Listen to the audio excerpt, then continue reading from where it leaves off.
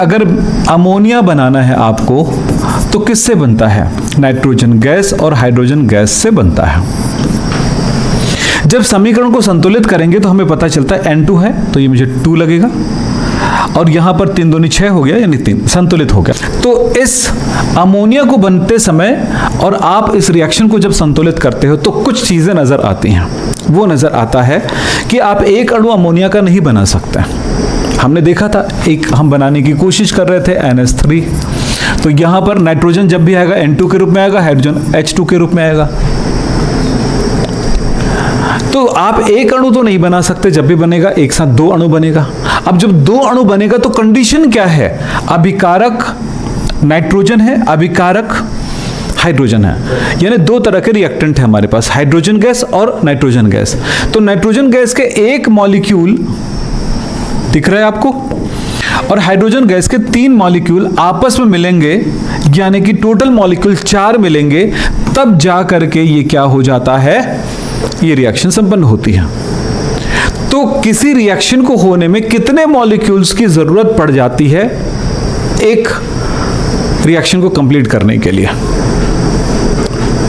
तो वही जो मॉलिक्यूल नंबर ऑफ मॉलिक्यूल्स है, उसी नंबर ऑफ मॉलिक्यूल्स को उसकी क्या कहते हैं हम लोग? मॉलिक्यूलरिटी, यानी कि आणविकता या अणु संख्यता। चलिए हम आगे बढ़ते हैं। यहां पर उसी शब्द के बारे में बात कर रहे हैं, अणु संख्यता या मॉलिक्यूलरिटी। मॉलिक्यूलरिटी क्या गलत कैसे छप गया 2-3 जगह पे? मॉलिक्यूलरिटी,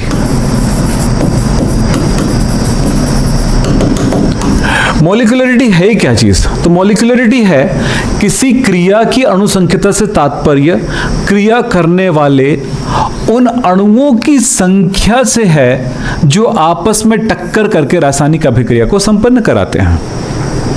मतलब किसी रिएक्शन को होने के लिए कम से कम कितने अभिकारक अणुओं की आवश्यकता है कि वो रिएक्शन संपन्न हो जाए, उसे हम उसकी मॉलिक्यूलरिटी कहेंगे। मॉलिक्यूलरिटी पता लगाने के लिए आपको करना क्या है? बस उस रिएक्शन को देखना है। कभी कभी प्रश्न ये भी आता है कि इस रिएक्शन की मॉलिक्यूलरिटी कितनी है, तो इस चीज को देखने के लिए आपको क्या करना पड़ेगा? आपको उनमें बस रिएक्शन देखिए, रिएक्टेंट का नंबर चेक करिए, बस वो मॉलिक्यूलरिटी मिल जाएगी।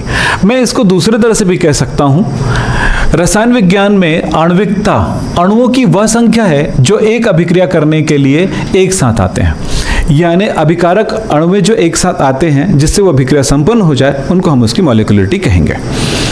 एक मिनट, थोड़ा सा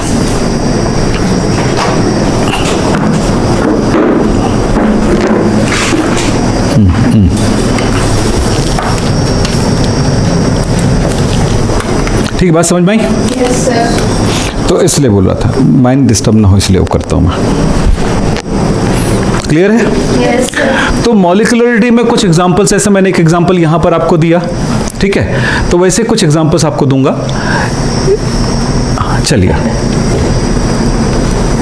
पहला एक एग्जांपल मैंने दिया, कुछ रिएक्शंस को देख करके आपको बताना है। जैसे यहां पर मैं मॉलिक्यूलरिटी को m से दर्शा रहा हूं ना, वैसा कोई संकेत नहीं है विज्ञान में, याद रखना, मैं अपनी तरफ से m से इसको डिनोट कर रहा हूं। चलो कुछ एग्जांपल्स करते हैं। Example number first,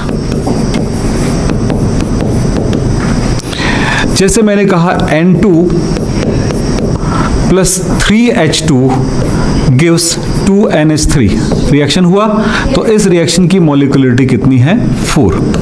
yes. दूसरा एग्जांपल ले लेता हूं, चलो H2 + Cl2 रिएक्शन होने पर बनता है HCl, इसकी 2 अणुएं बनेंगी। बस रिएक्शन को संतुलित रूप में लिख रहा हूं। यहां पर मैं रिएक्शन संतुलित करना नहीं सिखा रहा हूं, ये पहले बात याद रखिएगा। ये मत बोलना सर मुझे संतुलित कैसे हो जाता है ये आप बताइए, तो ये वाला यहां पर करेंगे तो फिर चलेगा 11th, अब फिर चला गया हमारा क्लास, जो 1 घंटे में होना था वह 5 घंटे का बन गया, समझे? तो चलिए, तो कुछ चीजें आपको सीख के रहना पड़ता है 11th 12th के लिए। चलो ये हो गया, तो कितना होगा इसकी मॉलिक्यूलरिटी बताइए? 2। इसी तरह से कुछ एग्जांपल्स लिखते जा रहा हूं, आप बताते जाइएगा। CH3 COO C2H5 + H2O, ये एस्टर है, ये टूटेगा 2 पार्ट में, इधर टूट गया अल्कोहल में, समझे? ये और इधर टूट गया। CH3CO यहाँ का OH ले लिया। अब अलग बात है रिएक्शन ना समझ में आए तो मैं बता देता हूँ। CH3 अभी रिएक्शन समझना नहीं है, हम समझ में आ रही बातें। इस रिएक्शन के बेस पर उस विज्ञान को समझना जो विज्ञान आप पढ़ रहे हो। तो ये हो जाता है। तो क्या हुआ यहाँ पे देखिए जरा, तो इसकी मॉलिक्यूलरिटी कितनी है? M = 2, बोलो 2, यानी सिर्फ आपको काउंट करना है रिएक्टेंट्स। तो ये सबसे आसान पॉइंट है, क्योंकि अभी ऑर्डर ऑफ रिएक्शन पढ़ेंगे तो किसी रिएक्शन को देख करके आप नहीं बता पाएंगे कि उसकी ऑर्डर ऑफ रिएक्शन कितनी है। ठीक है, अब चलते हैं, मैं एक आध एग्जांपल और देता हूं। मान लेते हैं मेरे पास ये है, ये क्या चीज है? साइक्लोब्यूटेन। साइक्लोब्यूटेन के ब्रेक होने से 2 मॉलिक्यूल्स C2H4 बनता है। इसकी मॉलिक्यूलरिटी कितनी है? चलो बताओ, जो दिख रहा है वही बताओगे। और क्या बताओगे? दुनिया भर दिमाग मत लगाओ कभी भी, एक ही मॉलिक्यूल भाग ले रहा है, मॉलिक्यूलरिटी। यानी किसी भी रिएक्शन को आप देख करके बता सकते हो उसकी मॉलिक्यूलरिटी कितनी है उस रिएक्शन को। तो क्या काउंट करना? बस इतना ही काउंट करना। एक आध रिएक्शन मैं इसलिए ज्यादा लिख देता हूं ताकि आपको इजी लगे। अमोनियम नाइट्राइट गर्म करने पर बनाता है नाइट्रोजन गैस, 2 N2 और ये 4, 2 पानी। इसकी मॉलिक्यूलरिटी कितनी मिल रही है? 1। कहां से 3 मिला? तो मॉलिक्यूलरिटी होता क्या है? मॉलिक्यूलरिटी है कि किसी रिएक्शन को होने के लिए कितने अणु की प्राथमिक तौर पे आवश्यकता है। यानी हर एक रिएक्शन पर, हर एक पार्ट में रिएक्शन, वो उस लेवल पे, अणुओं के लेवल पे कितने कणों की जरूरत है वही बताता है मॉलिक्यूलरिटी, यानी कि अणु संख्यता। कितने कणों की जरूरत है, कितने अणु की जरूरत है, अणु संख्यता। यस, शब्द पे ध्यान देना, हिंदी और इंग्लिश शब्दों पे ध्यान देना। इसको आणविकता शब्द भी कहते हैं। ठीक, जितने संभव शब्द हैं जानिए, टर्मिनोलॉजी जानिए। चलो साहब, ये हो गया हमारा आणविकता। फिर बात करते हैं, अगला शब्द हमारे पास आएगा। ये तो क्लियर है कि कुछ और बता दो? नहीं ना, इतने एग्जाम्पल काफी है आपके लिए। फिर बात करता हूं मैं, एक अलग शब्द आ रहा है, द्रव्यानुपातिक क्रिया का नियम, लॉ ऑफ मास एक्शन। ये पढ़ चुके हो आप लोग किसी रिएक्शन को होने में, है ना? तो क्या होता था, जैसे एक रिएक्शन है A + B gives C + D, याद है आपको? चलो, इसमें ये N1 है, ये N2 है, इसके कणों की संख्या यानी कि मोलों की संख्या, जिसको स्टोइकियोमेट्रिक गुणांक कहते हैं, है ना? तो अब इसके लिए अभिक्रिया की दर क्या लिखते हो? R समानुपाती A active mass of A की power N1 into active mass of B, हाँ, की पावर N2। यस, तो इस तरह से R के यहाँ पर आप जो N1 या N2 जो देख रहे हो, आप जो देख रहे हो रिएक्शन, यही पढ़े हो आप लोग। यस, इस चैप्टर में एक बार भी पढ़ लिया और भी बात कर लिया, इससे पहले भी बात कर लिया, बहुत अच्छे से बात कर लिया। इस पे ये रिमाइंड इसलिए करा रहा हूं कि आपके दिमाग में ही रहना चाहिए। ये जो है, ये बताता है कोई रिएक्शन हम करा रहे हैं, ध्यान से सुनिएगा, कोई रिएक्शन हम करा रहे हैं, उस समय उसके रिएक्टेंट की एक्टिव मास कितनी है, रिएक्शन के टाइम पर उसके N1 और N2 यानी कि उसके अणुओं की संख्या यानी कि मोलों की संख्या कितनी है, उनको पावर लगा के गुणा करते हैं, जो वैल्यू मिलता है उसी को हिसाब से हम उसके अभिक्रिया की दर निकाल लेते हैं। लेकिन प्रकृति ऐसा नहीं करती है, नेचर ऐसा नहीं करती है, कुदरत ऐसा नहीं करती कि इस नियम को पूरी तरह से फॉलो करे। कुदरत में कई बार ऐसा देखने को मिलता है कि रिएक्शन तो हो रहे हैं और रिएक्शन की रेट जो होती है, इस पावर को यहां पर जो लिखा हुआ है वही, सिर्फ वही चीज जो है पावर बन के नहीं आती, वो कुछ और चेंज होके आ जाता है। समझ रहे हैं? और वो चेंज कहां से होता है हम इस रिएक्शन को देख करके नहीं बता सकते हैं। तब कहा जाता है कि उस रिएक्शन का रेट क्या है वो पता लगाते हैं, उस अभिक्रिया की दर क्या है, स्पीड क्या है, उसे पता लगाते हैं, और फिर उसके आधार पर इसके अभिकारक A और अभिकारक B पर क्या चार्ज आना चाहिए, क्या पावर आना चाहिए, उसका पता लगाते हैं। वो रियल पावर रहता है। तो एक तो हमने पावर कैसे लगाया, ये रिएक्शन को देख करके, बैलेंस रिएक्शन को देख करके, तो हमें लगता है कि वो सही है। तो इसी जगह पे एक शब्द आता है ऑब्जर्व रेट, यानी कि प्रेक्षित दर। अभिक्रिया की प्रेक्षित दर यानी कि असली दर क्या है, असली रेट क्या है। मैं किसी आदमी को देख करके मैं यहां पर यह देखता हूं कि ये आदमी एकदम सचिन जैसा दिखता है यार, बिल्कुल सचिन तेंदुलकर जैसा दिखता है, ये पक्का बेहतर क्रिकेटर होगा। मैंने उसको देखा, इसको देखा, मैंने मान लिया। ठीक, तो देख करके आपने अनुमान लगाया, बाद में पता चला कि भैया चलो क्रिकेट खेलने चलते हैं, इसको ले भी गए, बैट पकड़ा है तो उसको पकड़ने नहीं आ रहा है। ये क्या हुआ यार, ये तो गड़बड़ वाली बात है। सब कुछ वैसा ही है, फिर क्यों? तो सचिन इसलिए नहीं था कि वो उस तरह का दिखता था तो वो क्रिकेटर बना, उसके पीछे उन्होंने मेहनत किया। तो वो उसकी नेचर कैसी है वो बात आगे जाकर के पता चलता है, तो उन्हीं बातों पे ध्यान रखना। तो ये प्रायोगिक वैल्यू होती है। तो एक दर आएगा, प्रेक्षित दर, रिएक्शन वही रहेगा लेकिन देखने में लगेगा कि वो ये इस नियम के अनुसार है, जबकि वो इस नियम के अनुसार नहीं बनता है। वो प्रेक्षित दर, यानी कौन सा रेट बोला मैंने? ऑब्जर्व रेट की बारे में बात कर रहा था। तो इसी बारे में थोड़ी बात कर लेते हैं। चलिए, अभिक्रिया की कोटि, एक शब्द आता है ऑर्डर ऑफ रिएक्शन। अब देखो, अणुसंख्यता पढ़ लिया आप लोगों ने? कुछ नहीं करना है, रिएक्टेंट का नंबर ढूंढना है और बता देना है मॉलिक्यूलरिटी। लेकिन अब अभिक्रिया की कोटि यानी कि ऑर्डर ऑफ रिएक्शन, ये क्या होता है? इसके डेफिनेशन में जाएंगे तो बहुत सारी बातें इसके साथ लिखा हुआ मिलेगा। मैं उसी डेफिनेशन को आपके सामने रखता हूं। इसमें डेफिनेशन में एक चीज लिखा होगा, पढ़िए, कि किसी अभिक्रिया की कोटि उन समस्त घातों का योग है जिन्हें प्रेक्षित दर समीकरण में सांद्रण पदों पर लगाया जाना चाहिए। ऐसा लिखा हुआ है। तो चलिए हम इस बारे में, इसकी डेफिनेशन को हम लिख लेते हैं यहां पे। अब इसके आधार पर चलो, माना कि रिएक्शन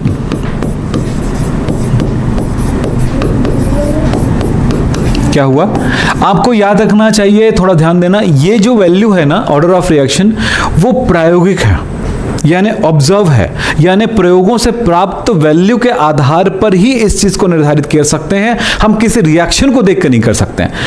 आप याद रखिएगा, अभी पढ़े थे कौन सा? मॉलिक्यूलरिटी। मॉलिक्यूलरिटी को रिएक्शन, मतलब हम जो लिखते हैं ना पेपर के आधार पे बता सकते हैं, यानी कि वो सैद्धांतिक है। समझे? एक चीज सैद्धांतिक होता है, थ्योरेटिकल। सैद्धांतिक यानी थ्योरेटिकल, थ्योरी, आपके पास रिएक्शन लिखा हुआ है, हमने उसको देख करके बता दिया। एक होता है आपका ऑब्जर्व, यानी प्रायोगिक।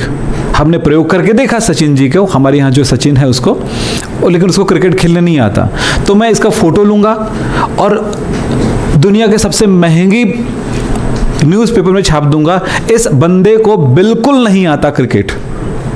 ठीक है, लोग चिल्लाएंगे, आपने इस इतने बड़े आदमी से के बारे में इतना कहा, नाम भी उसका सचिन है, इसका भी तेंदुलकर भी है। अब मैं प्रूफ करूंगा, चलो मैं मिलाता हूं, ये है, ये इसके फोटो छापा है।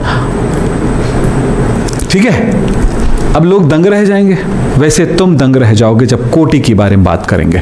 तो कोटि समझते जाना, रिएक्शन देखोगे, कोटि देखोगे, आप दंग रह जाओगे। मैं बोलूंगा इतना ही। ठीक है, तो चलिए, तो माना कि एक अभिक्रिया है हमारे पास, A plus B plus C के उस प्रोडक्ट, जो भी प्रोडक्ट बनेगा, है ना, मैं क्या प्रोडक्ट बन रहा है इसके बारे में हम जानकारी नहीं है, प्रोडक्ट। ओके, अब इसकी मोलों की संख्या, यानी कि ये स्टैक्योमेट्रिक कोफिशिएंट A, इसका मोल B और इसका C है, स्मॉल में। यस, तो याद रखना हम क्या लिखते हैं, यहां पर मैं प्रेक्षित दर की बात करता हूं, ये शब्द का उपयोग करेंगे। ऑब्जर्व रेट क्या मिलेगा? ऑब्जर्व रेट मिलेगा R is equal to K, आपको K मिलता है, समानुपाती चिन्ह हटा दीजिए, active mass of A to the power A into active mass of B to the power B, है ना, और into active mass of C power C। Okay, तो अभिक्रिया की कोटि क्या है? अभिक्रिया की कोटि क्या है? अभिक्रिया की कोटि को हम स्मॉल n से दर्शाएंगे, ध्यान रखिएगा, इसका बुक्स में मिलेगा n। तो ये वाली वैल्यू होगी, हमने कहा किसी अभिक्रिया की कोटि उन समस्त घातों का योग है जिन्हें प्रेक्षित दर समीकरण, ये प्रेक्षित दर समीकरण कहलाता है। एक्चुअली दर समीकरण कहां से आया? अभी जो पढ़े थे आप लोग, द्रव्यानुपाती क्रिया के नियम से आया, तो वहीं से ये दर। लेकिन जब हम प्रयोग करते हैं तो प्रेक्षित दर हम यहां पर सेट करते हैं इसके वैल्यू, हम कैसे सेट करते हैं? प्रयोगों के आधार पर सेट करते हैं, ना कि उस रिएक्शन को देखे हमने इतनी कॉन्सेंट्रेशन ली, इतनी मोलिटी इसकी, इतनी मोलिटी इतनी, इसकी मोलिटी इतनी है, और रिएक्शन को देखने पर यहाँ पे 1 2 3 जो भी लिखा उसको लिख करके हाथ लगा दिए, तो हमें जो वैल्यू मिलेगा वो एग्जैक्ट मिल जाए, ये बहुत जगहों पर नहीं होता है। तो इसीलिए हमारा जो रेट होता है, रेट ऑफ रिएक्शन होता है, वो हमेशा अलग हो गया। तो उस अभिक्रिया की कोटि क्या है निर्धारित करते हैं हम लोग, ठीक है। तो ये कोटि क्या है इसके बारे में भी बात करूंगा, फिलहाल इतने समझ में आया। तो यहां पर उन समस्त घातों का योग है जिनको सांद्रण पद, ये सांद्रण पद है, उस पर लगाए गए घातों का योग है। ऐसा लग रहा है कि उस रिएक्शन में अगर मैं यहां पर अणुसंख्यता मॉलिक्यूलरिटी की बात करूं तो सर A + B + C तो होगा, मॉलिक्यूलरिटी होगा ना। तो इसमें क्या डिफरेंस है? मैंने बताया, बार बार वो बात बोला कि वो ऑब्जर्व है, यानी प्रैक्टिकल है, यानी आप एक्सपेरिमेंटल वैल्यू है, ये वाला वैल्यू एक्सपेरिमेंटल है। ये वैल्यू ABC जो दिखाई दे रही है यहां पर ABC एग्जैक्ट हो भी सकता है, नहीं भी हो सकता है ये वाला, लेकिन ये तो यहां पर जो मिलेगा वही होगा। लेकिन यहां वाला ये वैल्यू जो है ABC छोटा वाला, वैसा होगा कि नहीं होगा ये इसकी कोई गारंटी नहीं है। अब बात हो गई आपके कि सर यहां तो कंफ्यूज हो रहे हैं, यहां तो बात समझ में नहीं आ रही, बार बार मत है ना, पहले ये सोचो मत है, क्योंकि आप हर बार ये सोचते मुझे समझ में नहीं आ रहा, मुझे समझना ही होगा, समझना ही होगा, तब प्रॉब्लम क्रिएट होता है कि आप वहीं पर स्टॉप हो जाते हैं। हम कई बार बोलते हैं आप पुस्तक पढ़िए ना, समझ में कोई प्रॉब्लम नहीं, हम तो है ना। हर बात समझना जरूरी है, बोलो नहीं ना, क्योंकि समझ से समझ पैदा होगा थोड़ी समय बाद। तो पहले इतना तो क्लियर हो गया कि ये वैल्यू इसके समान भी हो सकता है, असमान भी हो सकता है। यानी कि यहां पर ऐसा लग रहा था कि molecularity and order of reaction same है, ठीक है, लेकिन असल में नहीं है। चलिए हम इसी से रिलेटेड कुछ एग्जाम्पल्स पे काम करते हैं, ठीक है। तो कुछ एग्जाम्पल्स मैं आपको बताता हूँ। चलो देखिए, मेरी क्लासेस जो है, प्रीमियम क्लासेस जो है, आपको पूरा का पूरा संपूर्ण क्लास आपको मिल जाएगा मेरे ऐप में, पेड कोर्स में। आप मेरे साथ जुड़िए, मेरे नंबर पर मुझे कॉल करिए, मुझे व्हाट्सअप करिए। सुबह 10 बजे से लेकर के शाम को 6 बजे के बीच हमें कॉल कर सकते हैं किसी भी टाइम। लेकिन याद रखना बेटा कि आप समय बर्बाद ना करें, क्योंकि ना 11वीं दोबारा आएगा ना 12वीं दोबारा आएगा।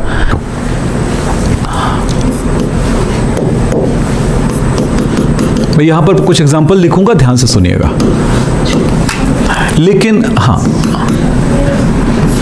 NaCl प्लस Ag, यहां पर लिंक मत तोड़ना ना अपनी समझ का।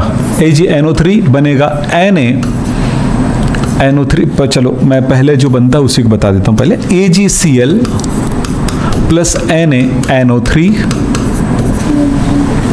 यहां पर मॉलिक्यूलरिटी को हम M से दर्शा रहे हैं, लंबा लंबा लिखूंगा उससे अच्छा है। तो ये यहां पर आपको 2 नजर आ रहा है। ऑर्डर ऑफ रिएक्शन को N से दर्शा रहे हैं, यहां पर 2 है। क्यों 2 है? क्योंकि जब इसके लिए प्रेक्षित दर समीकरण तैयार किया जाता है तो यहां पर NaCl इंटू AgNO3 होगा। अभी देखते जाइएगा। सेकेंड एग्जाम्पल, कुछ स्पेशल एग्जाम्पल लिखते जा रहा हूं, आप ध्यान से सुनते जाइएगा। एग्जाम्पल मेरे लिए सिलेक्टेड है, इसलिए मैं सिलेक्टेड एग्जाम्पल ही लेने वाला हूं, ठीक है। सिलेक्टेड मतलब मुझे उसके पीछे काफी मेहनत करना पड़ा कि कौन सा चीज को मैं आपके साथ समझाऊं, शेयर करूं, तो आपको समझ में आएगा। यहां पर देखिएगा CH3 COO C2H5 plus H2O, इसका जल अपघटन होता है तो ये बनाता है, जल अपघटन मतलब पानी के साथ रिएक्शन करने पर ये टूटता है। CH3 COOH प्लस C2H5OH बनाता है। आपको सिर्फ रिएक्शन दिखा रहा हूं ना, ध्यान से समझिएगा। यहां पर एस्टर है, एस्टर में पानी चला गया। अगर आपको रिएक्शन ही समझना है तो सिखा देता हूं, मेरे को कोई बड़ी चीज नहीं है। ये लो पानी, ये पानी है, इतना टूट करके इसका OH ले लिया, बन गया एसिटिक एसिड CH3 COOH हो गया, और यहां से बचा C2H5 और OH। ओके, तो ये है, ऐसे समझना है। तो वैसे रिएक्शन समझाने का काम अभी तो नहीं चल रहा है, जब चलेगा तब फिर रिएक्शन की बात करेंगे, ठीक है। मुझे कब क्या करना है मुझे पता है बेटा, है ना। मजाक में पढ़ाऊंगा नहीं और आपके साथ कोई गलत नहीं करूंगा, आप ध्यान रखिएगा इस बात को। चलिए, हो गया ये। अब इस रिएक्शन पे असल में कहानी क्या होती है मैं आपको बताना चाहूंगा। असल में इसकी मॉलिक्यूलरिटी तो 2 है, आपको नजर आ रहा है, लेकिन ऑर्डर ऑफ रिएक्शन 1 है। सर मजाक कर रहे हो क्या? क्यों? क्योंकि जब हम इसका रिएक्शन बनाएंगे, रेट अपेक्षित दर बनाएंगे, यस, प्रेक्षित दर समीकरण बनाएंगे, तो क्या होगा? साफ साफ लिखना है, इतने छोटे में लिख पाऊंगा? ये बड़ा मुश्किल है। प्रेक्षित दर आर समानुपाती के कैसे होगा? बराबर के होगा, समानुपाती सीधा इसमें चला जाएगा। तब क्या मिलेगा आपको? यहां पर CH3 COO C2H5 into H2O। इस पर तो घात 1 है, पर इस पर घात 0 होता है। सर ये कैसे? हम तो रिएक्शन ऐसे लिखते आ रहे थे ना। वो तो द्रव्यानुपातिक क्रिया के नियम पे लिख रहे थे आप, लॉ ऑफ मास एक्शन पे लिख रहे थे आप, वो तो सैद्धांतिक रूप से लिख रहे थे आप, समझे? थ्योरेटिकली लिख रहे थे आप। असल कहानी कुछ और है। जिस चीज को हम छोटी छोटी बात समझकर कैसे फेल देते हैं ना, वैसा नहीं होता। लाइफ इज ऐसी इतनी टुकड़े में बन जाती है। फल को फेंका नीचे गिरा, पत्थर को फेंका नीचे गिरा। हम अगर ऐसी छोटी छोटी बातों को छोड़ के सोच के चलते तो आज भी हम वही फेंक रहे होते, खेल रहे होते, कूद रहे होते, कुछ नहीं कर पाते। ठीक है, चलो फिलहाल मैं बात कर रहा था यही काम पे ध्यान देना। चलो ये हो गया। अब ये जवाब मिल रहा है कि सर ये 0 क्यों है? आपका दिमाग घूम गया होगा। तो याद रखिएगा, इसकी मात्रा हमें बहुत अधिक लेना पड़ेगा। किसकी तुलना में? इसकी तुलना में, क्योंकि ये क्या चीज है? एस्टर है। एस्टर को जब उबालेंगे अच्छे खासे, क्या डाल करके? पानी डाल करके, तब ये जा करके, तो जैसे चावल बनाते हो, पकाते हो, तो पानी बहुत सारा रहता है चावल की तुलना में, ठीक है? और जितना ज़्यादा पानी रहता है ना, उतना वो जो बनने वाला चावल रहता है ना, उसका स्वाद बड़ा अच्छा आता है। पानी कम रख के जब बनाते हो ना, तो वो बीच में एक लहर आई थी कि कुकर में पकाना चाहिए और उसमें खाना चाहिए, इसमें पौष्टिकता बनी रहती है। वो समय के साथ बहुत सारे ऐसे लोग आते हैं, एक जने ने बोल दिया तो सब लोग बोल देते हैं। आजकल तो और वही चल रहा है यूट्यूब में और इसमें, है ना, फेसबुक में और इंस्टा में, दुनिया भर में, ठीक है? तो असली कहानी ये है कि वो बहुत लंबे समय बाद पता चलता है कि वो कितना सही है। जैसे तंबाकू जब लोगों को पता चला तो लोग उसको, तंबाकू को चेहरे पे लगाते थे घिस के, या यहाँ पे लगाते, वो करते थे, इससे ताकत मिलती है, ये वो, मतलब ऐसा था। तो हर चीज़ का अपना एक सिगरेट आया तो बोले कि ये ऐसा है, हमारी मतलब कई तरह की बीमारियों को दूर करता है, बहुत सारी बातें आई। लेकिन अब पता चल गया है कि वो कार्सिनोजेनिक है, यानी कि कैंसर उत्पन्न करता है, हमारे DNA को इफेक्ट करता है। अब जो लोग नहीं मानते हैं, करो, कैंसर तो होना ही होना है, आज नहीं तो कल। थोड़े बहुत में चल जाता है। किसी का शरीर जल्दी बनाता है कैंसर, किसी का शरीर बनाता ही नहीं है। तो आप रिस्क क्यों ले? आप थोड़े अपने शरीर का प्रयोग करके देखोगे क्या मेरे को होगा कि नहीं होगा, चेक कर लेता हूं मेरा शरीर कैसा है। हाँ, तो वही बात है कि शुरुआत जब होती है ना, तब कई तरह की बातें। तो वही बात बोला था यहां पे। अब मैं बात कर रहा हूं, बॉइलिंग की बात कर रहा था। जब किसी चीज को पानी के साथ बॉईल करके उसे तोड़ोगे तो पानी अधिक मात्रा में लेना पड़ेगा। जैसे शक्कर है, शक्कर को पानी में लेकर के उबालोगे तो शक्कर क्या हो जाएगा? जरा ध्यान देना यहां पे। C12H22O11 पानी मिलाए, उबाले तो क्या बन गया? दो चीजें बना, C6H12O6 प्लस C6H12O6। एक है ग्लूकोज और एक है फ्रक्टोज। अब आपके दिमाग में चल रहा होगा सर दोनों का फॉर्मूला एक है। नहीं है, अणुसूत्र समान है, संरचना सूत्र अलग है। समावता, आइसोमेरिज्म। Yes, sir. तो ये दोनों अलग चीज है, समझे? अब बात हुआ कि जब ऐसा उबालते हो इसके साथ तो क्या करोगे? पानी अधिक मात्रा में लेना पड़ेगा। बोलो। अब पानी के साथ थोड़ा सा खेल बताता हूं आपको, ज्यादा मात्रा में जो है और कम मात्रा में है। आपको मैं कहूंगा एक गिलास में पानी लो, 2 गिलास में पानी लो, ठीक है? दोनों में 1-1 चम्मच शक्कर घोल दो, ठीक? अब दोनों को चख लो, स्वाद तो समान आएगा। अब मैं 1 गिलास पानी है, मतलब 1 गिलास वाला जो बनाया हो पहले वाला, ए वाला, 2 गिलास है ना, एक ए और बी, तो एक में 1 चम्मच और शक्कर डाल दो, ठीक है? और एक में, दूसरे वाले में 1 चम्मच पानी डाल दो। बताओ पहले से स्वाद में किस में अंतर आएगा? मैंने क्या किया? 1 चम्मच शक्कर 1 गिलास पानी के साथ 2 विलयन बनाया। पहले वाले में 1 चम्मच बढ़ा दिया शक्कर और दूसरे वाले में 1 चम्मच पानी बढ़ा दिया। तो चलो पहले वाले में सोचिए, 1 चम्मच शक्कर घुला हुआ था, चख लिए, उसके बाद 1 चम्मच और शक्कर डालिए, और मीठा। स्वाद बढ़ेगा।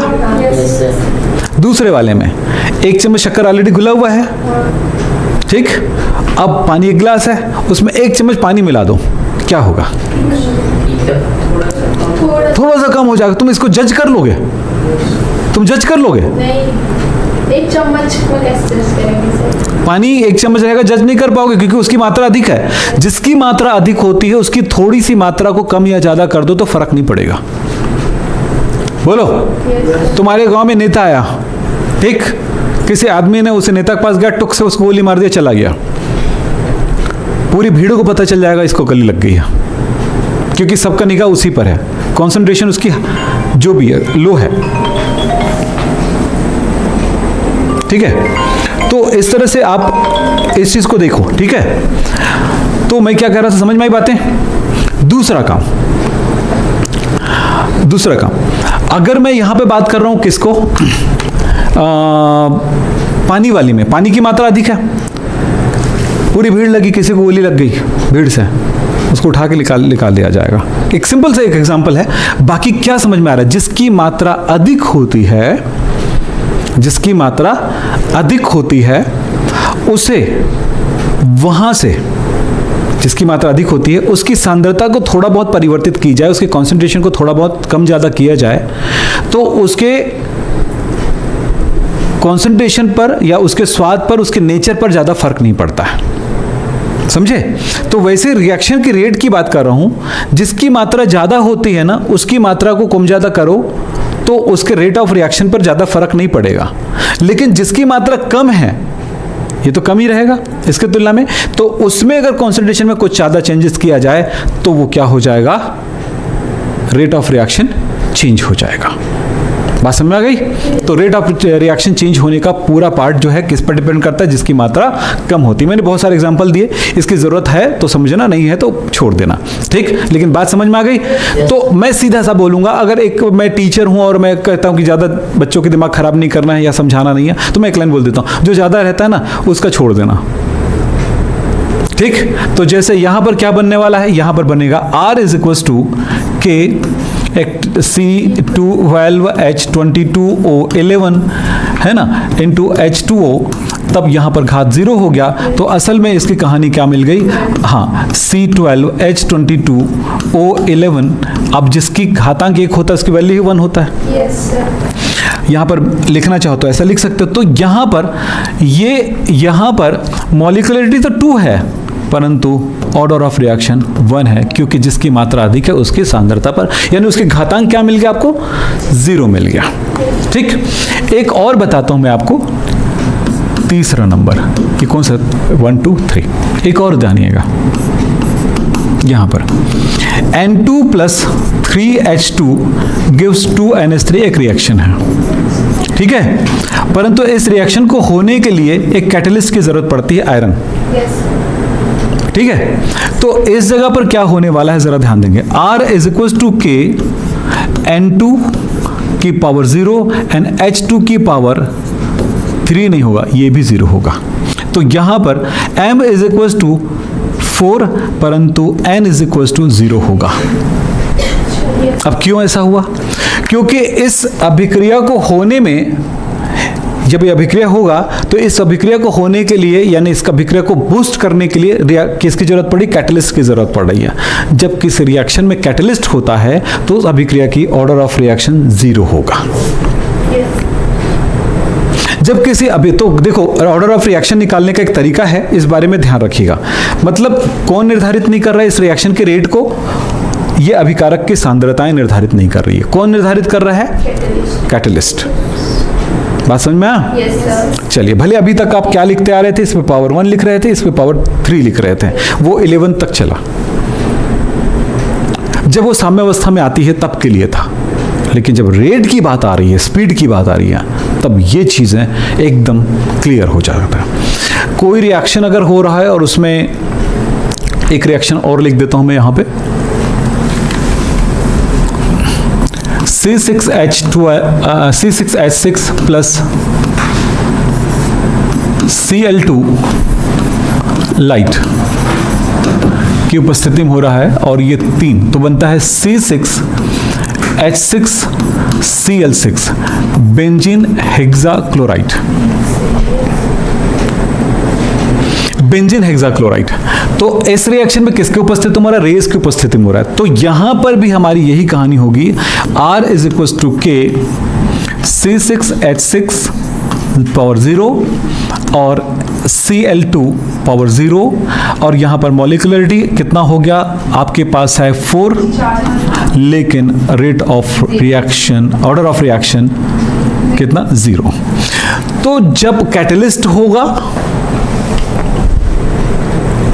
जब लाइट होगा, रेज होगा या लाइट होगा, विकिरण होगा, तो ऐसी कंडीशन में ऑर्डर ऑफ रिएक्शन 0 होगा। और याद रखिए, यहां पर एक लाइन पे बताना चाहूंगा मैं कि किसी भी अभिक्रिया का ऑर्डर ऑफ रिएक्शन निकालने के लिए आपको प्रयोगों पे ध्यान देना पड़ेगा, न कि इस ऐसा कोई रिएक्शन लिख दिया और आपको पूछा गया बताओ इस रिएक्शन का रेट ऑफ रिएक्शन मतलब ऑर्डर ऑफ रिएक्शन क्या है, तो आप बिल्कुल नहीं बता सकता।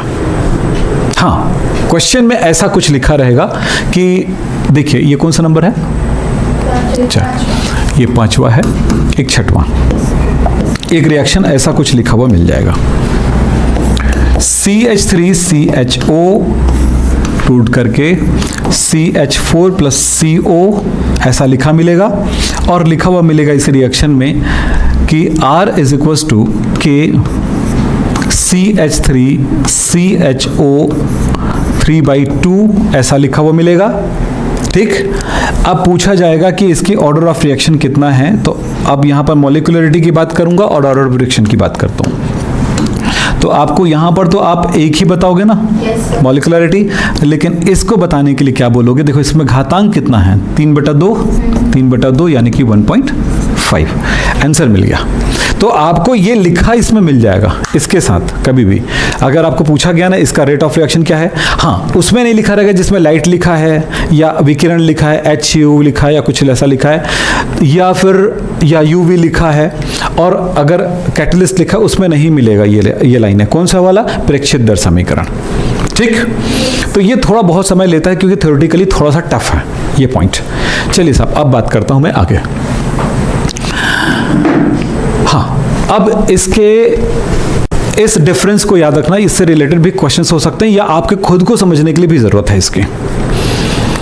तो अभिक्रिया की कोटि और अणुसंख्यता में क्या अंतर है, तो ये आपको याद रखना पड़ेगा। अभी आपने एक मजेदार चीज देखा कि अभिक्रिया की कोटि जो है वो 1.5 मिल रहा है, तो आपके दिमाग में हो गया सर ये फ्रैक्शनल वैल्यू भी मिलेगा। यस, मिल रहा है। तो कोटि जो है ना 0 भी हो सकता है, लेकिन कभी भी अणुसंख्यता 0 नहीं हो सकता। अणुसंख्यता क्या है? जो अणु में रिएक्शन में भाग लेती हैं उनकी संख्या बता रहे हो ना। किसी अभिक्रिया को होने के लिए जितने अणुओं को टकराना जरूरी है उनकी संख्या बता रहा है ना ये, इसलिए इसकी कोटि क्या बता, अणुसंख्यता कभी भी 0 नहीं हो सकता। तो यही पर बात होता है कि कोटि जो है भिन्नात्मक संख्या हो सकता है, यानी फ्रैक्शनल वैल्यू हो सकता है, लेकिन ये कभी भी पूर्ण संख्या होता है 1 2 3 4 5, क्योंकि अणुएं आधा नहीं हो सकती है, 2 नहीं हो सकता। किसी इंसान को बोलना हमारे घर में मेहमान आए थे 2.5 बोल सकते हो, या 2.2 आए थे, 2.1 आए थे बोल सकते हो, या 20.4 लोग आए थे बोल सकते हो? नहीं बोल सकता, क्योंकि वो एक निश्चित संख्या को दर्शाता है। क्योंकि आदमी पूरा आएगा, अधूरा कैसे आएगा, है ना? तो ऐसे कण जब टकराएगा तो अधूरा नहीं टकराएगा, पूरा टकराएगा। चलिए, दूसरी बात है इसकी जो कोटि है वो 0 भी हो सकता है, जबकि ये कभी भी 0 नहीं हो सकता है। कोटि क्या लिखा है? अभिक्रिया की कोटि उन अणुओं की संख्या है जिनकी सांद्रताएं अभिक्रिया के वेग को निर्धारित करती हैं। मतलब ये पता चला, मैंने यहां पर यही बताया था इस एग्जाम्पल में, कि जैसे शक्कर वाली बात हो गई, उसको उबाल रहे हो या पानी में मिलाया हो, तो उस स्थिति में पानी की मात्रा बहुत ज़्यादा है और इसकी मात्रा कम है, तो जो इस अभिक्रिया को होते समय इसकी मात्रा को एक आध चम्मच कम ज़्यादा कर दो ना, तो रिएक्शन का रेट फर्क नहीं पड़ेगा, क्योंकि वो बहुत अधिक मात्रा में, सांद्रता थोड़ा ही कम हो रहा है उसका। लेकिन इसकी मात्रा थोड़ा होने के बाद अगर थोड़ा भी कम कर दो या ज़्यादा कर दो तो फर्क पड़ेगा उसके रेट में। तो जिसकी सांद्रता अधिक है वो निर्धारित नहीं कर रही है, लेकिन जिसकी सांद्रता कम है वो निर्धारित कर रही है। तो कहा बोला गया, ये कहा गया इस रिएक्शन में इस अभिक्रिया की वेग को कौन निर्धारित कर रहा है, ये। तो कोटि इस पे निर्धारित होगी, इस पे नहीं होगी। तो बहुत सारी थ्योरी है इसके पीछे। हो गया क्लियर? तो हमने यहाँ पर बात की है, तो ये होता है, यहाँ पर क्या लिखा, भाग लेने वाले अभिकारकों की संख्या होती है ये। इसमें क्या बोला गया, हम प्रयोगों के द्वारा इसको निकालते हैं। यानी जो आप देख रहे थे ना यहाँ पर रिएक्शन, वो आपको कुछ आधार देना है समझाने के लिए, तो हम इसमें दे रहे हैं, ठीक है। लेकिन यहाँ पर बात होता है कि ये आप रिएक्शन की अभिक्रियाएं देखकर भी पता लगा सकते हो। तो ये सैद्धांतिक है, यहाँ पर लिखा जाना चाहिए था, यहाँ पर ये प्रायोगिक वैल्यू है जबकि ये सैद्धांतिक मान है। यह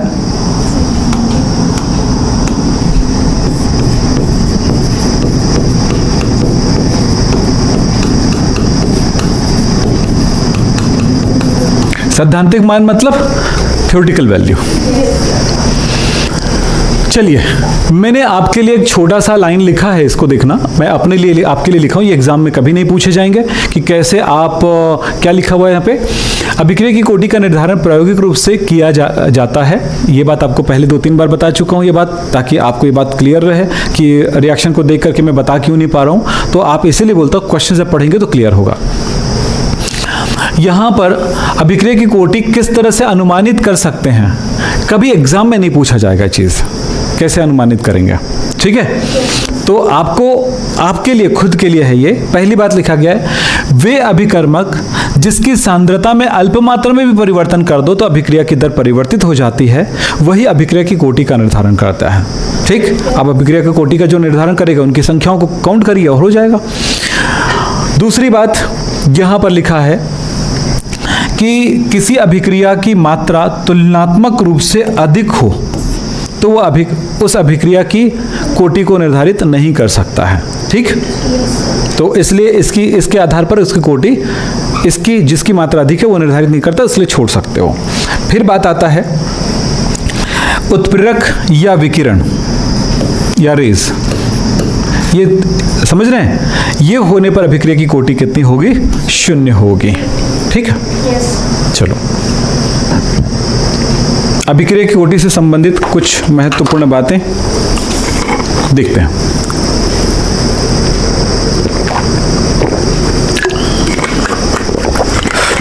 अभी तो बहुत कुछ पढ़ना है, ये तो सिर्फ शुरुआत है अभी। पहला, कोटि 0 पूर्णांक, वो मैंने आपको अंतर में ही बता दिया था, लेकिन उसी को थोड़ा सा ये एग्जाम में के रिलेटेड है, लेकिन वो वाला रिलेटेड नहीं था एग्जाम से। ये हो सकता है 0 हो सकता है, पूर्णांक वैल्यू हो सकती है, अपूर्णांक वैल्यू हो सकती है, बहुत सारी इसमें चांसेस है। अनुसंख्यता हमेशा पूर्णांक में होता है। ये एक्चुअली प्रायोगिक निर्धारण है, ठीक है। प्रायोगिक मतलब प्रयोग करोगे तब बता सकोगे, या कोई न्यूमेरिकल है वो आएगा तब बता सकोगे, ऐसे नहीं बता सकते। एक से अधिक पदों में होने वाली कोई अभिक्रिया अगर है तो उसमें जो सबसे स्लो पद वाली रिएक्शन है उसकी जो कोटि होगी वही उस अभिक्रिया की कोटि होगी। क्या बोला गया, अगर कोई रिएक्शन है एक से अधिक स्टेप्स में हो रही कंप्लीट, कई बार हमने रिएक्शन देखा, कई पदों में संपन्न होती है, तो उस स्थिति में जो सबसे मंद गति वाली अभिक्रिया, स्लो स्पीड वाली जो रिएक्शन पद होता है वही उस अभिक्रिया की कोटि का निर्धारण करता है। मान लीजिए एक रिएक्शन है, वो उसके कई स्टेप्स होते हैं, तो पहला स्टेप की कोटि 3 है, दूसरे स्टेप की कोटि अगर 4 है, तीसरे स्टेप की कोटि 3 स्टेप में हो रही तो अब वो 1 है, तो सबको जोड़ोगे तो वही अभिक्रिया बना ना। तो इसमें सबसे कम कौन सा हुआ, लास्ट वाला, तो सब मिलाकर के उसकी कोटि 1 ही होगी, 1 2 3 4 नहीं होगी, ठीक है। चलो, अब एक शब्द आता है एग्जाम में, बहुत इंपॉर्टेंट है रिएक्शन, ये ध्यान रखिएगा। क्या कहता है कि छद्म एक अणुक कोटि यानी स्यूडो मोनोमोलिकुलर ऑर्डर रिएक्शन, इसका यह मतलब होता है कि ऐसी अभिक्रिया जिसकी कोटि, जिसको देखने पर ऐसा लगता है कि उसकी कोटि कुछ और है, परंतु उसकी कोटि जो होती है वो एक होता है, तब उसे कहते हैं सूडो। सूडो मतलब झूठा, छद्म मतलब छद्म आवरण कहते हो ना, इसने छद्म आवरण धारण कर लिए हैं, है ना। तो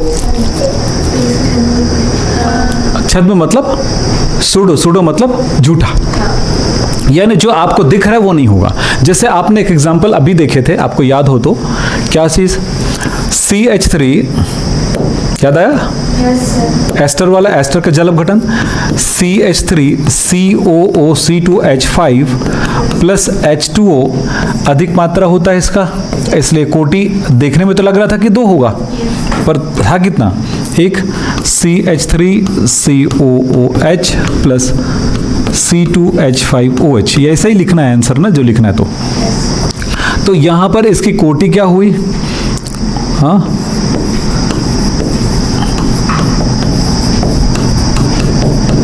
ऑर्डर ऑफ रिएक्शन 1। देखने में कैसा लग रहा था, तो इसकी अणुसंख्या था कितनी, मॉलिक्यूलरिटी,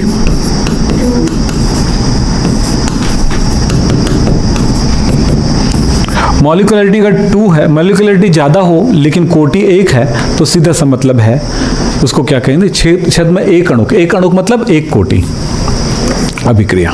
ठीक है, तो यही है, ये इंपॉर्टेंट है, क्वेश्चन पूछे जाते हैं, एग्जाम का क्वेश्चन है। फिर आता है वेग निर्धारक पद। अगर कोई रिएक्शन एक से अधिक पदों में संपन्न हो रहा होगा, तो ऐसा पद या ऐसा स्टेप जिसका, हाँ, ऐसा स्टेप जिसका क्या बोलते हैं, वेग सबसे कम होता है, उसको वेग निर्धारक पद कहेंगे। ठीक है, ठीक है, क्या है, रेट डिटर्मिनेशन स्टेप। चलो एक एग्जांपल बताता हूं, उदाहरण अभिक्रिया है, अभिक्रिया है 2NO प्लस O2 N2O3, कितना हो गया सर, देखो तो 2 हो गया, 4, हाँ 3 हो गया। हाँ, मेरे पास कौन सा एग्जाम्पल है देख लेता हूँ एक बार, 2-3 एग्जाम्पल्स हैं, एक जो एग्जाम्पल जो एग्जाम्स में पूछे जाते हैं वही वाला एग्जाम्पल दे रहा हूँ। ठीक है, NO2 वाला रिएक्शन है, NO2 वाला रिएक्शन, ठीक है, NO2, ठीक है, तो ये 2 टाइम्स बनेगा। ठीक है, ठीक है ना, ये 2 पदों में कंप्लीट होती है। तो चलो देखते हैं, ये अभिक्रिया है, इसको देख करके आपको क्या महसूस हो रहा है, इसकी मोलिकुलरिटी आपको 3 है ना,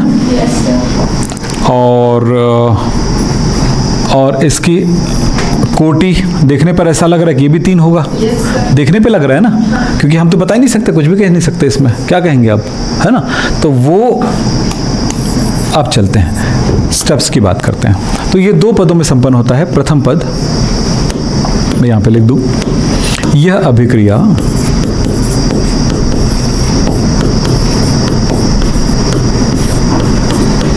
निम्न 2 पदों में संपन्न होती है। चलो पहला देखते हैं, फर्स्ट स्टेप कि NO की 2 अणुएं आपस मिलकर के N2O2 बना लेता है। ठीक है, ये स्टेप जो है बहुत फास्ट है। ठीक है, प्रथम स्टेप फास्ट है।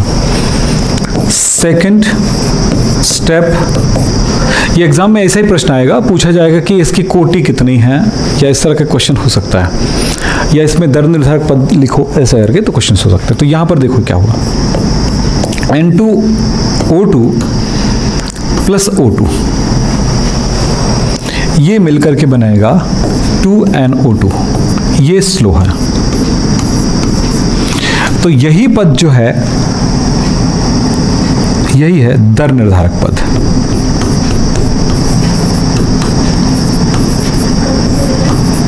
क्योंकि ये स्लो है, समझे। तो इस अभिक्रिया की स्पीड को ये निर्धारित नहीं करेगी, ये कितनों भी स्पीड से चले जाए, परंतु अगला स्टेप स्लो है ना, तो कंप्लीट रिएक्शन तो स्लो हो गया। समझे? जब भी कोई काम हो, अगर मान लेते हैं मेरे को यहाँ से ईंटें वहाँ तक पहुँचाना है, मैंने हर इंसान को पहले एक एक करके टेस्ट कर लिया, चेक कर लिया कि स्पीड किसकी कितनी है, ठीक है? तो मुझे पता चलता है यार ये बंदा बहुत कम स्पीड वाला है, तो फिर इससे तो काम नहीं चलेगा, इसको निकाल दो, ठीक है? तो जो हाई स्पीड वाला है वो तो रहेगा, लेकिन हाई स्पीड का स्पीड कैसे निर्धारित? चलो, सबका स्पीड है कि 1 घंटे में 200 ईंटें वहाँ तक पहुँचाता है, ठीक है? सब काम में लगे हुए हैं, एक आदमी, दूसरा आदमी, तीसरा आदमी, इसने उठाया, इसको दिया, इसने उसको उठाया, बस इतना, इसे एक करना है बस, ठीक है? नहीं, इधर उठाना, इधर डालना है। तो ये चेन रिएक्शन चल रही है। जैसे चेन रिएक्शन चल रही होती है, ठीक है, किसी दिन क्या हुआ, हर घंटे 100 ईंटें ही आ रहा है, ठीक? क्योंकि स्पीड वाले ने तो उठाया और दे दिया, और स्पीड वाले ने लिया भी तेजी से, लेकिन स्पीड वाला वेट कर रहा है। किसको वेट कर रहा है? जो वहां पर कोई बंदा बीमार पड़ गया, वो ज्यादा स्पीड काम नहीं कर पा रहा, तो उसी के कारण लेने वाला ले भी नहीं सक रहा है उससे, है ना, और देने वाला दे भी नहीं सक रहा है उसको, क्योंकि वो स्लो हो चुका है। तो उस बंदे को वहां से हटा दिया जाए तो फिर से स्पीड बढ़ जाएगी। बोलो, तो क्या हुआ? उस स्पीड को कौन बना रहा है अब? स्लो वाला। तो जो कोई भी रिएक्शन हो, कोई भी चीजें हो, अगर वो कई पदों में संपन्न हो रही हो, तो सबसे स्लो वाला उसकी स्पीड को बनाएगा मेन रिएक्शन का, ठीक है? ये भी ध्यान रखिएगा। मेरी क्लासेस जो है, प्रीमियम क्लासेस जो है, आपको पूरा का पूरा संपूर्ण क्लास आपको मिल जाएगा मेरे ऐप में, पेड कोर्स में। आप मेरे साथ जुड़िए, मेरे नंबर पर मुझे कॉल करिए, मुझे व्हाट्सअप करिए। सुबह 10 बजे से लेकर के शाम को 6 बजे के बीच हमें कॉल कर सकते हैं किसी भी टाइम। लेकिन याद रखना बेटा कि आप समय बर्बाद ना करें, क्योंकि ना 11वीं दोबारा आएगा, ना 12वीं दोबारा आएगा।